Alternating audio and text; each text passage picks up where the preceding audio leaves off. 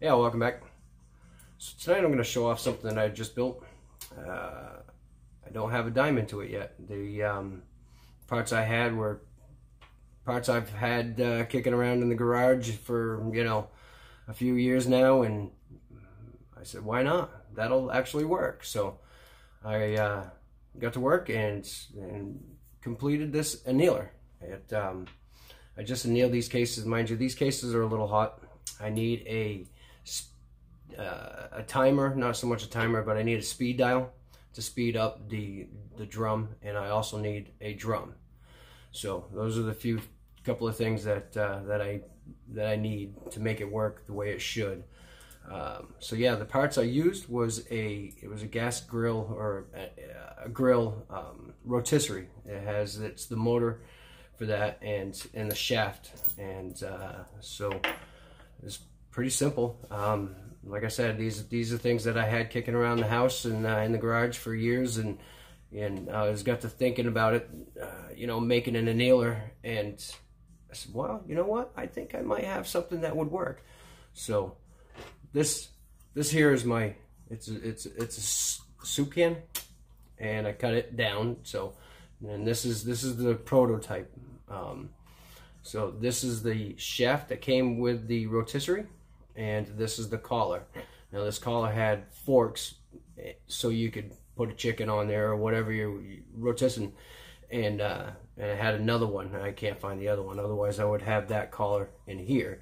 And so anyways, I cut those forks off with a grinder, and this bar, mind you, was, you know, 2 feet long, so I cut it down to, you know, 3 inches here. And but right now all I have in here is just a couple of washers and this nut here, and it has a rubber, you know, it's a lock nut, so it actually goes in there and it holds it in place pretty good. So let me spin this around here and I'll show you the actual annealer.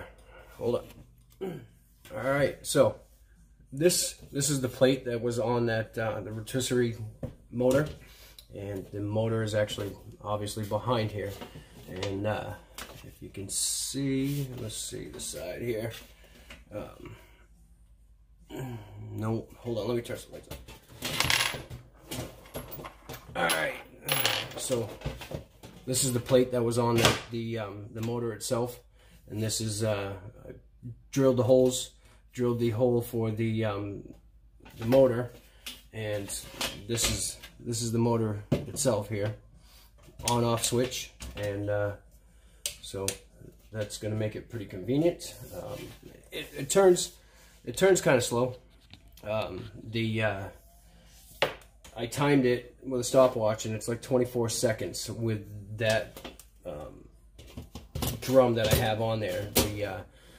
With this here, it's 24 seconds to go around. I'm gonna have to look into a speed dial, and I can pop this off and put you know, get into the wiring, and then should be able to wire up a speed dial and a timer. I'm probably gonna look at a timer. I know Elfer's Reloading, he did a how to build a annealer, and he built his annealer for right around $100. He sourced his parts from eBay and Amazon, but so I should be able to wire up a speed dial and make it work. But anyways, this here was just some shelving that I had kicking around, collecting dust, and it's not attached to the base here yet, but so the other thing that I need, now thinking of it, so when I put the cases on here, let me turn this down. So when I put the cases on here, it actually kind of rolls down, so I need to get a U-bolt to keep the case, you know, keep it right here, so it stays right on the flame, and then that'll work a little bit better. And see, it just drops right down. So I think this is gonna work. I think it's gonna work great. I'm gonna go on Amazon and see if I can find a timer and go go from there. But let me, I'm gonna turn this light off above me and put a case on here with this torch here. This is a bracket that I had for it's bolt bunk, and this is obviously a big U-bolt, and I put it in there, and it lines up great with this annealer. So I'm gonna turn the lights off, and I'm gonna torch a couple of cases, and I'll probably ruin them, you know, because I know these cases are you can, I mean, I've never seen any cases look, well, it's not too bad, but I don't know, maybe I'll put them through the sizing die and see how they are. But all right, hold on, I'm gonna anneal a couple cases. All right, so I'm going to turn the flame on, and I'm going to dim this flashlight. Hopefully the camera can pick up what's going on. But from everything I read, you want to anneal just till the brass starts to glow. And I don't have any temp black. Temp black is, like, you know, the good thing to use when you're annealing, especially for the first time or first few times. But so we'll see how this goes, and you know, I'm expecting to ruin these cases. You know, I don't. I mean, what do I have? 3 there, 4, 5, 6. I got 8. Let's make it an even 10. I'll get 2 more, and then I'll size them and see how they go. But so let's turn some flame on. Hopefully, I don't burn the house down. Instead of blowing my face up, hopefully I don't burn the house down.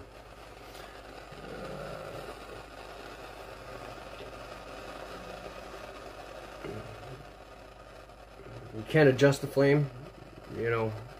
If I adjust it down too low, it doesn't torch.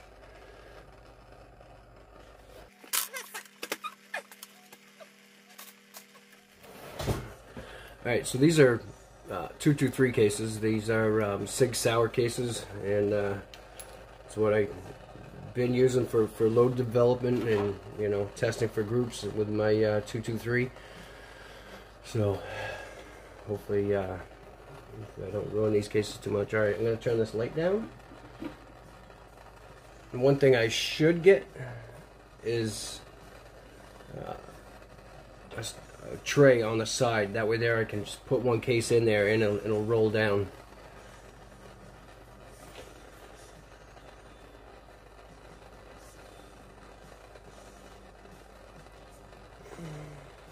Yeah, see, this case here isn't in the flame very much. Let me see if I can adjust this up a little. Alright, I think I got it adjusted right. And wait for it to come back around. There's a fine line trying to get this flame just right.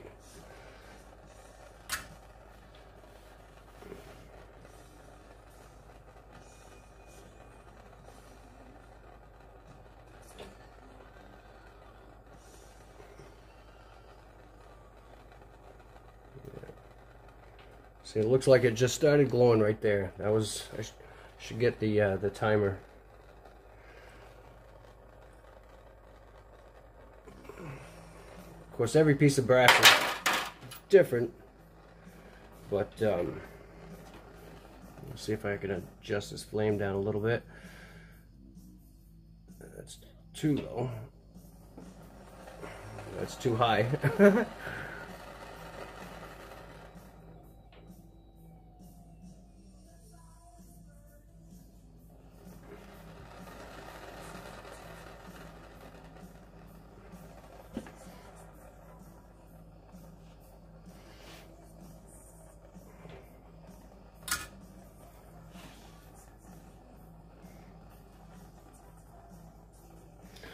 So I do need to raise this torch up just a little bit so it's directly on the case. So this is learning for me.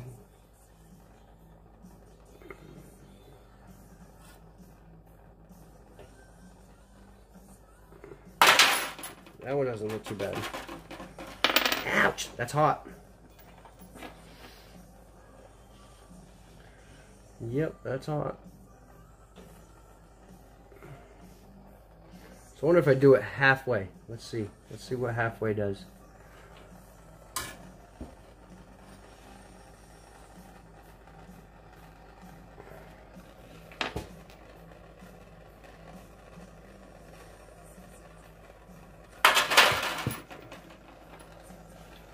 Well, I burnt my finger.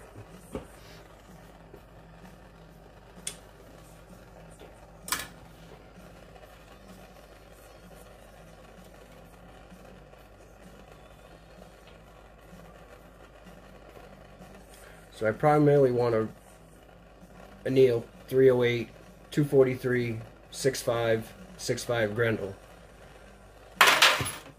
223 won't hurt either if I'm looking for good loads. I want to save my brass. Now for the guys that anneal, do you let it drop in water or just let it air cool? Let me know in the comments below. I've used the torch and a part that I bought from, what was it, Little Crow Gunworks. It goes in a drill, and I was dunking in water after I annealed them. I did that out in the garage with no lights on so I could see the cases glow. And those were 6.5 Grendel, no, 6.5 Creedmoor cases. That video is coming up soon. A 6.5 Creedmoor with Nosler 90 grain ballistic tips. So stick around for that video. Alright, I'm going to turn this off, turn the lights on, and hold up. Alright, so these two cases, you can see that I burnt the brass right off it. Those are more than likely junk. Those were the two cases that I did with the full cycle. Now the rest of the cases, it's kind of hard to see, but it doesn't really even look like, I guess you guessed right there. I was holding the flame up a little bit, and I'm doing it halfway through on that cycle. But this one looks like it got nailed down a little bit further than I should have. But this is a learning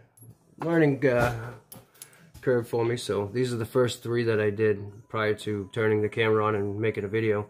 But you can definitely see that those are too hot, too cooked, and pretty much ready for the scrap bin.